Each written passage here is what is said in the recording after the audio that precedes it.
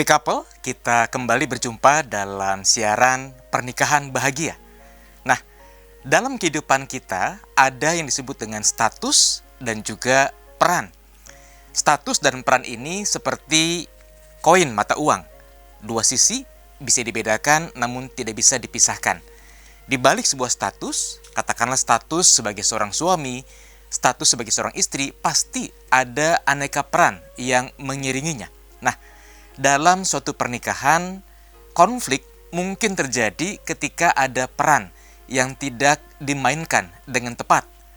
Oleh karena itu, hari ini saya mengajak kita untuk menyadari peran seperti apa yang perlu kita mainkan dengan tepat dalam pernikahan kita. Saya mengajak kita untuk mencermati apa yang dikatakan dalam kitab Kejadian pasal 2 ayat yang ke-18. Firman Tuhan berkata, Tuhan Allah berfirman, "Tidak baik kalau manusia itu seorang diri saja. Aku akan menjadikan baginya penolong yang sepadan dengan dia." Penolong yang sepadan. Inilah kata kunci yang penting untuk menghayati peran kita.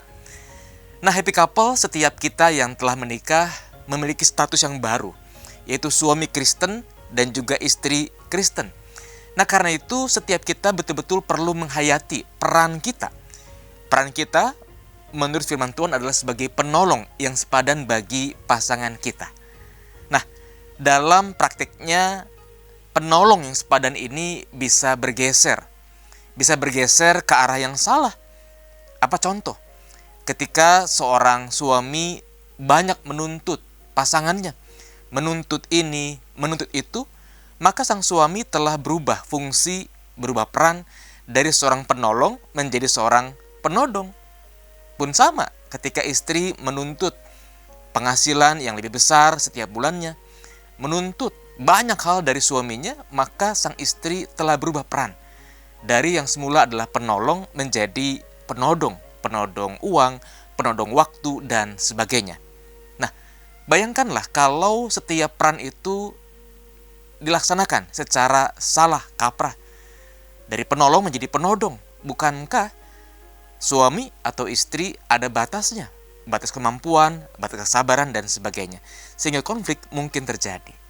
Tapi ketika peran sebagai penolong itu betul-betul dapat dimainkan, maka pernikahan itu juga dapat mengalami kebahagiaannya.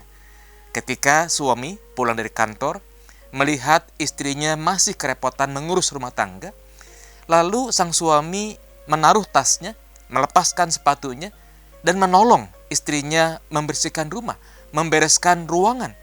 Maka sang istri merasa pekerjaannya di rumah ditolong, diringankan oleh suaminya. Ada kebahagiaan di sana.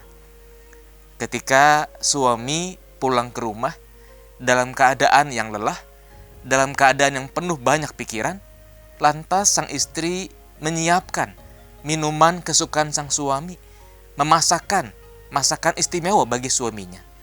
Rasa lelah itu lantas sirna ketika santap malam, ketika minuman hangat masuk pada tubuhnya. Sang istri telah menjadi penolong bagi sang suami.